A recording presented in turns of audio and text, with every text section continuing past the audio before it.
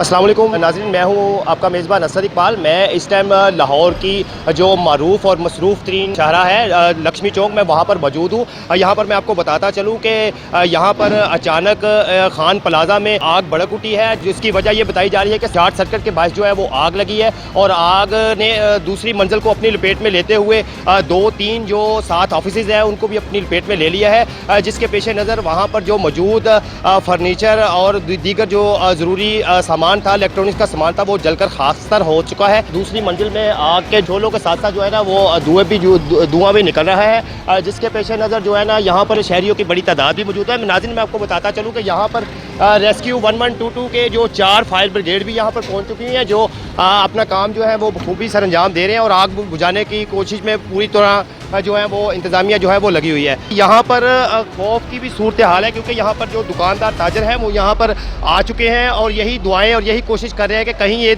आग जो है हमारी दुकानों को अपनी लपेट में ना ले ले। दूसरी मंजिल में आग तो बुझ चुकी है, लेकिन उसके धुएँ जो हैं वो काफ़ी ज़्यादा निकल रहा है। रेस्क्यू 1122 के जो ईओ है इमरजेंसी, मैं उनसे आपकी बात करवाता हूँ। मेरे पास रेस्क्यू सेफ्टी ऑफिसर उसामा मौजूद हैं, जिनसे हम बात करेंगे कि ये आग किस वजह से लगी और क्या आग पर काबू पा लिया गया है। जी बिल्कुल, इस आग पर काबू पा लिया गया है। ये 2 मरले का वो गोदाम था, प्लास्टिक की वो चेयर्स यहाँ पे स्टोर की गई थी, तो शॉर्ट वो सर्किट के बायस यहाँ पे आग वो लगी थी, उस पर वो काबू पा लिया गया। सर, कोई जानी नुकसान या किसी किस्म का कोई जख्मी तो नहीं हुआ? नहीं।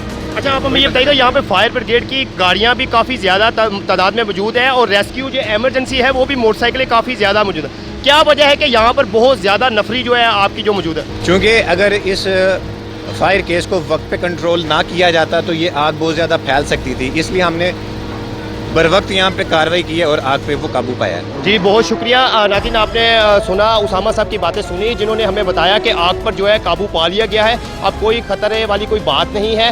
तो इंशाल्लाह जो है हम इसी तरह अपने फ़राइज़ जो है बखूबी सर अंजाम देते रहेंगे। आइए, इनके साथ असद इकबाल को इजाज़त दीजिए। अल्लाह हाफ़िज़।